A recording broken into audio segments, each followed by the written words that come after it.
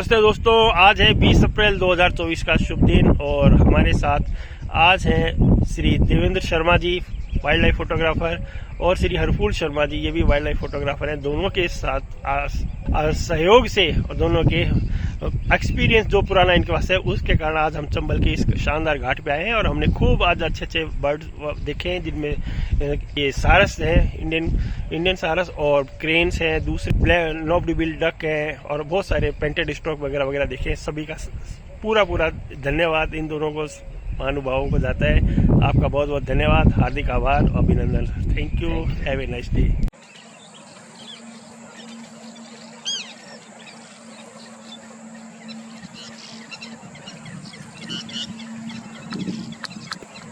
ये जो इतना बड़ा समूह आप दोस्तों देख रहे हैं, ये सारस है। इसका कॉमन नेम है इंडियन सारस क्रेन और मूल संस्कृत में इसे क्रॉन्स कहते हैं। बाइनोमिनल पद्धति के अंदर ग्रस एंटीगोन कहलाता है। इसकी पॉपुलेशन 15,000 से 20,000 तक है, ऐसा अनुमान लगाया जाता है। सारस एक विशाल उड़ने वाला पक्षी है। उत्तर प्रदेश में इस पक्षी को राजकीय पक्षी का दर्जा दिया गया है। मुख्य रूप से गंगा के मैदानी भागों में, चंबल के मैदानी भागों में स्थायी रूप से दिखाई देता है। समान जलवायु वाले भागों में इसको काफ़ी ज़्यादा देखा जाता है। ये दुनिया का सबसे लंबा उड़ने वाला पक्षी सारस क्रेन है। इसे सती बर्ड के रूप में भी जाना जाता है। इनका समर्पण अद्भुत होता है। एक की मौत पे ऐसा माना जाता है कि ये अपने प्राण छोड़ देता है। सारस क्रेन भारत का एकमात्र गैर प्रवासी नॉन माइग्रेटरी बर्ड है।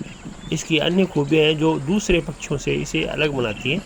खड़े होने पे इसकी ऊंचाई 156 सेंटीमीटर यानी कि 5 फुट 2 इंच तक होती है। ये खुले आर्द्र भूमि दलदली इलाकों में रहना पसंद करते हैं। ये जड़, कंद, मूल, कीड़ों को अपना आकार बनाते हैं। अगस्त सितंबर में आमतौर पर मादा सारस अपने बच्चों को जन्म देती है। भारत में सारस क्रेन को दाम्पत्य प्रेम का एक सुंदर परिणय प्रतीक भी माना जाता है। पूरे विश्व में कुल इसकी 8 प्रजातियां पाई जाती हैं, जिसमें से 4 भारत में ही मिलती हैं। 5वीं साइबेरियन क्रेन भारत में सन 2002 में ही विलुप्त हो गई थी। इनका वितरण भारत के उत्तरी, पूर्व, उत्तर पश्चिम मैदानों में और नेपाल के तथा गंगा के प्रदेश में होता है। ये मुख्य रूप से 2 से 5 की संख्या में रहते हैं, पर आप यहाँ देख रहे हैं ये 15 से 17 से भी ज़्यादा संख्या है, लगभग 20 के करीब संख्या है। ये अपने घोंसले छिछले पानी के आसपास हरे भरे पेड़ पौधे, झाड़ियों और घास में, जैसा आप देख पा रहे हैं, यहाँ पर ये बनाते हैं। ये मुख्य रूप से शाकाहारी है। कंद, मूल, फल और अनाज के दानों को ग्रहण करते हैं। चूँकि कोटा के आसपास अभी सारी जगह गेहूं की फसल की कटाई हुई है और इस कटाई के अंदर जो गेहूं गिर गए दाने, ये वहाँ पर जाके दाने खाते हैं और फिर वापस आके इस चंबल के किनारे बैठ जाते हैं। कभी कभी ये छोटे छोटे नॉन इनवर्टिब्रेट अकशेरुकी की जीवों को भी खाना पसंद करते हैं। नर और मादा एक दूसरे के प्रति पूर्णतः समर्पित होते हैं। एक बार जोड़ा बनाने के बाद ये जीवन भर साथ रहते हैं। इनका प्रणय नृत्य है, कोर्टशिप डांस, बहुत ही सुंदर होता है। नृत्य के आरंभ में पहले पक्षी अपनी चोंच को आसमान की ओर करके विशेष ध्वनियाँ निकालते हैं।